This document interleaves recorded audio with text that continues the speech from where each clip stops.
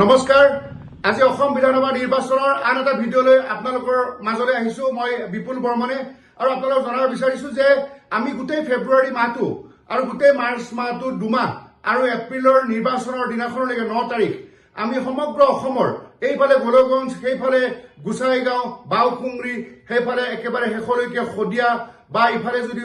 উজনি অসমৰ যোৰহাট বা পাহাৰৰ বোকাজান ডিফু একেবাৰে হাফলং আৰু ৰামকৃষ্ণনগৰ পাথাৰকান্দিৰ পৰা একদম মণিপুৰৰ বৰ্ডাৰ জিৰিবামলৈকে বা মিজোৰামৰ বৰ্ডাৰ ধলাই সমষ্টিলৈকে সকলোখিনি আমি সৰজমিন তদন্ত আমি পৰ্যবেক্ষণ কৰিছিলো গ্ৰাউণ্ড জিৰোৰ পৰা আহৰণ কৰিছিলো আপোনালোকে বিশ্বাস কৰিব তেনেবোৰ ৰিপৰ্ট প্ৰায় 1.5 কেজি ৰিপৰ্ট মই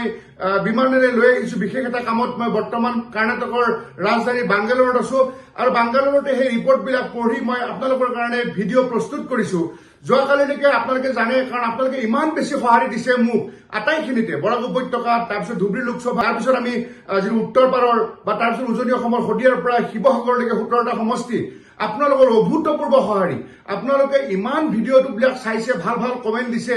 প্ৰায় 60 লাখতকৈ অধিক ভিউৱাৰ্ছ মই একেটা দিনতে পাইছো যিয়ে নহওক আপোনালোকৰ কাৰণে মোৰ যি ৰাজনৈতিক অভিজ্ঞতা সেই মই তাহানিতে গোলাপ বৰবৰাৰ দিনৰ পৰা লক্ষ্যধৰ চৌধুৰীৰ পৰা তেতিয়া 1978-79ৰ পৰা মই ৰাজনীতি দেখিছো আৰু সেয়ে মই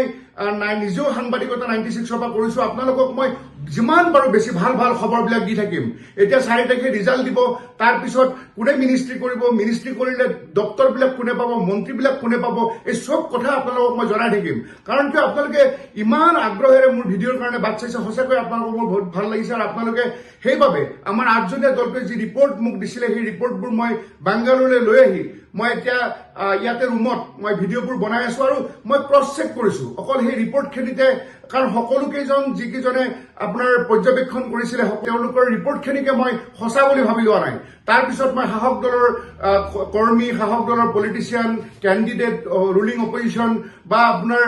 সেই নিৰ্দিষ্ট অঞ্চলবিলাকৰ বিভিন্ন সাংবাদিকৰ সৈতে খেলুৱৈৰ সৈতে মই তেনেধৰণে মই তেওঁলোকৰ লগত ক্ৰছ চেক কৰিছো সকলোৱে জানে যে ভিডিঅ'টো চোৱাসকলে তেওঁলোকে মোৰ লগতে বিপুল বৰ্মনে কথা পাতিছিলে বুলি তেওঁলোকে জানে গতিকে আজি ভিডিঅ'টোত মই প্ৰায় 17টা সমষ্টি মই আকৌ ক'বলৈ বিচাৰিছো যিহেতু আমি গুৱাহাটী হৈ বিটিচি অঞ্চললৈ যাব লাগিব আমি ইতিমধ্যে আহি আমি আমাৰ শিৱসাগৰলৈকে আমি শেষ কৰিছো যোৱাকালি আমি শিৱসাগৰৰ পিছত আজি আমি জনাম মৰিয়নি আৰু টিয়ক তাৰপিছত আমি যোৰহাট সদৰ সমষ্টি তাৰপিছত তিতাবৰ সমষ্টি জনাম তাৰপিছত আমি আগতে পুৰণা যোৰহাট জিলাত থকা মাজুলী সমষ্টিটোও জনাম তাৰপিছত দেৰগাঁৱৰ পিছত আমি যাম খুমটাৰ কথা জনাম সৰুপথাৰৰ কথা জনাম আমি গোলাঘাটৰ কথা জনাম বোকাখাটৰ কথা কলিয়াবৰৰ কথা চামগুৰিৰ কথা ৰূপহীঘাটৰ কথা জনাম বৰহমপুৰৰ কথা জনাম হোজাই লামডিং আৰু পুৰণা জনমুনামুখ আজিৰ বিনাকান্দি সমষ্টিলৈকে জনাম আমি নগাঁৱলৈকে ষ্টপ হৈ যাম নেক্সট পৰৱৰ্তী ভিডিঅ'ত আমি নগাঁৱৰ জনাম এই পোনে পোনে মই কোন ক'ত জয় হ'ব কাৰণ সম্ভাৱনা আছে কেনেধৰণৰ গ্ৰাউণ্ড জিৰ' ৰিপৰ্ট সেইখিনি কথা জনাওঁ মই পোনচাতে কৈছো যে আমাৰ যিখিনি 8জনীয়া টীম আৰু মই আমি ক্ৰছ চেক কৰাৰ পিছত আমি দেখিছো যে মৰিয়নি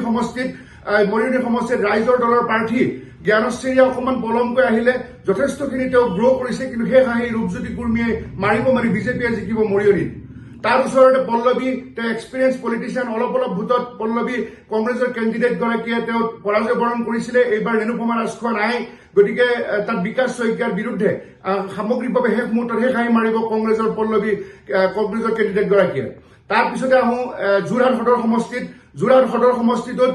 সাংসদ গৌৰৱ গগৈ যিহেতু প্ৰাৰ্থী হিতেন গোস্বামীৰ বিৰুদ্ধে তাত বিভিন্ন অংক কৰাৰ পিছত আমি দেখিছো যে মাত্ৰ 4-5 হাজাৰ ভোটৰ ব্যৱধানত আপোনাৰ গৌৰৱ গগৈ জিকি আছে এইটো কাৰণ পাইছো যে যদি মুখ্যমন্ত্ৰী হ'ব বুলি আছামে গৌৰৱ গগৈক ভোট দিছে আন আছামে ভাবিছে যদি বিজেপিৰ চৰকাৰ হয় তেতিয়াহ'লে গৌৰৱ গগৈ দিল্লীতে থাকিব যোৰহাটখন এৰি দিলে বাই ইলেকশ্যন আমি হিতেন গোস্বামীৰ ঠাইত আমি টিকট পাম গতিকে তেনেধৰণে বিজেপিৰ কিছু কৰ্মীও সহায় কৰিছে তাৰপিছত আমি দেখিছো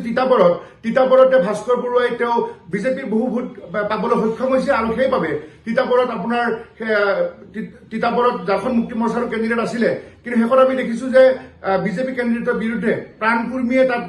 এগ্ৰেছিভ ভূমিকাত আছে গতিকে কংগ্ৰেছে সেই আসনখন দখল কৰাৰ সম্ভাৱনা আছে মাজুলীত সাংঘাতিক ফাইট ইন্দ্ৰনীল পেগু ভাৰ্চেছ ভুৱন গাম কিন্তু শেষ মুহূৰ্তত বিজেপিয়ে মাজুলীত অকণমান ভোটত জয়লাভ কৰিব তাৰ ওচৰতে দেৰগাঁৱত সাগৰিকা বৰাই ইমান এটা ফাইট দিছে কিন্তু হ'লেও মৃদুল দত্ত তেওঁ এটা এক্সপিৰিয়েঞ্চ বিজেপি পলিটিচিয়ান তেওঁ আগতে খুমটাইত ইলেকশ্যন খেলিছিলে গতিকে মৃদুল দত্তই শেষ মুহূৰ্তত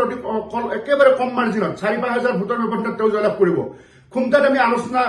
কৰিব নালাগে বুলি ভাবো তাত ইতিমধ্যে খুমটাইত মৃণাল শইকীয়াৰ জয় প্ৰায় নিশ্চিত তাৰপিছত আহিল অজন্তা নেওগ ভাৰ্চেছ বিতুপন শইকীয়া। বিতুপন শইকীয়াই 2016 চনত 5,000 ভোটত পৰাজয় বৰণ কৰিছিলে, এতিয়া বিজেপি কেণ্ডিডেট আছিলে অজন্তা নেওগৰ বিৰুদ্ধে। 2021 আকৌ সাল সলনি হ'ল, সেইবাৰ 8,000 ভোটত বিতুপন শইকীয়াই অজন্তা নেওগৰ হাতত হাৰিলে, তেতিয়া কংগ্ৰেছ কেণ্ডিডেট আছিলে। এইবাৰ বিতুপন শইকীয়াই বহুতে জিকিব বুলি কয়, সাংঘাতিক ধৰণৰ ফাইট হৈছে আৰু বিভিন্ন ঠাইত বিতুপন শইকীয়াৰ জামুগুৰিৰে হওক বা গোলাঘাটৰ সদৰতে হওক বহুখিনি ভোট বিতুপন শইকীয়া পাবলৈ সক্ষম হৈছে। গতিকে অজন্তা নেওগ ভাৰ্চেছ বিতুপন শইকীয়া, অজন্তা নেওগ তাহানিতে 2001 চনৰ পৰা ধাৰাবাহিকভাৱে জিকি আহিছে। গতিকে হয়তো এটা চেঞ্জ বহুতে বিচাৰিছে, সেইকাৰণে এই আসনখন আপোনালোকলৈ এৰিলো। সৰু পথাৰত জীৱন চুতীয়া ভাৰ্চেছ বিশ্বজিৎ ফুকনৰ মাজত যুঁজ সাংঘাতিক হৈছে। তাতো যোনে জয় পৰাজয় হ'ব, 6,000-7,000 ভোটত জয় পৰাজয় হ'ব, কিন্তু সেইখন এখন বিজেপি এগ্ৰেছিভ ভূমিকাত আছে বিশ্বজিৎ ফুকন। অতুল বৰাৰ জয় ইতিমধ্যে বোকাখাতত নিশ্চিত, যদিও তাত প্ৰাক্তন বিধায়ক জিতেন গগৈ আছে। কলিয়াবৰ আসনখনত এইবাৰ কেশৱ মহন্তৰ বিৰুদ্ধে জিতেন গৌৰে বিৰাট এটা ফাইট দিছে, ইণ্ডিপেণ্ডেণ্ট বিজেপি টিকট নাপাই তেখেতে খেলিছে। বহুতে কৈছে কেশৱ মহন্ত পৰাস্ত হ'ল, কেশৱ মহন্ত হাৰিলে, কিন্তু আমি নাভাবো, কাৰণ তেখেত এটা সময়ত MP আছিলে 98ত বা তাৰপিছতে মিনিষ্টাৰ হৈ আছে, ধাৰাবাহিকভাৱে কেইবাবাৰো বিধায়ক হৈছে। গতিকে শেষ মুহূৰ্তত অলপ ভোটত হলেও কেশৱ মহন্তই কলিয়াবৰৰ পৰা পুনৰ শেষ হাঁহি মাৰিব। চামগুৰিত ইতিমধ্যে জয়লাভ সাব্যস্ত কৰিছে তানজিল হুছেইনে, কাৰণ আগৰ সেই ডিপ্লৰঞ্জন শৰ্মা জিকা সেই চামগুৰি সমষ্টি এতিয়া নাই, ডিলিমিটেশ্যনৰ প্ৰায় 95% মাইনৰিটি হৈছে। তাত AUDFৰ কেণ্ডিডেট আব্দুল আজিজৰ বিৰুদ্ধে তানজিল হুছেইনৰ জয়, বৃহৎ ব্যৱধানত জয় ইতিমধ্যে নিশ্চিত হৈছে। ঠিক তেনেধৰণে আমিনুল ইছলামৰ বিৰুদ্ধে আপোনাৰ ৰূপহীহাট সমষ্টিত জয়লাভ সাব্যস্ত কৰিছে নুৰুল হুদা কংগ্ৰেছৰ প্ৰাৰ্থীয়ে। বৰহমপুৰ সমষ্টিত ৰাজেন গোহাঁইৰ লগত ফাট হৈছে যদিও বিজেপিৰ জিতু গোস্বামীয়ে শেষ হাঁহি মাৰিব, সেইখন এখন আমি বিজেপিক দিছো। ঠিক তেনেধৰণে লামডিঙত স্বপন কোঁৱৰ জয়লাভ কৰিছে শিবু মিশ্ৰৰ বিৰুদ্ধে। মানে আচৰিত হ'ব আপোনালোকে যে তাত শিবু মিশ্ৰৰ বিৰুদ্ধে এণ্টি ইনকামেঞ্চি হোৱাৰ বাবে লামডিং আসনখন কংগ্ৰেছে দখল কৰিছে। আৰু ওচৰতে হোজাই সমষ্টিৰ বৃহৎ ব্যৱধানত শিলাদিত্যদেৱে কংগ্ৰেছৰ কেণ্ডিডেটতকৈ আগবাঢ়ি আছে,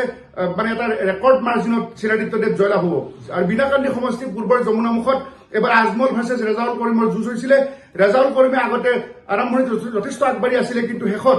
আজমলৰ প্ৰতি এটা চিম্পেথি আহিলে, কাৰণ আজমলে ধুবুৰীত হাৰিছিলে। এইবাৰ লাষ্ট বুলিয়েই বদৰুদ্দিন আজমলক তাতে অকণমান আমাৰ যিটো সমীক্ষা নীলবাগানৰ পৰা আৰম্ভ কৰি বিভিন্ন ঠাইত আমি লৈছিলো, আমি দেখিছো যে আজমলে প্ৰায় 5-6 হাজাৰ ভোটত বিনাকান্দি সমষ্টিৰ পৰা জয়লাভ কৰি তেওঁ দিছপুৰলৈ আহিব। গতিকে মই আজি গোটেই এই বিনাকান্দি সমষ্টি, হোজাই, লামডিং, বৰহমপুৰ, ৰূপহীহাট সমষ্টি, তাৰপিছত চামগুৰি সমষ্টি, কলিয়াবৰ, বোকাখাত, সৰুপথাৰ, গোলাঘাট, তাৰ দেৰগাঁও, খুমটাই, যোৰহাট, তিতাবৰ, মাজুলী,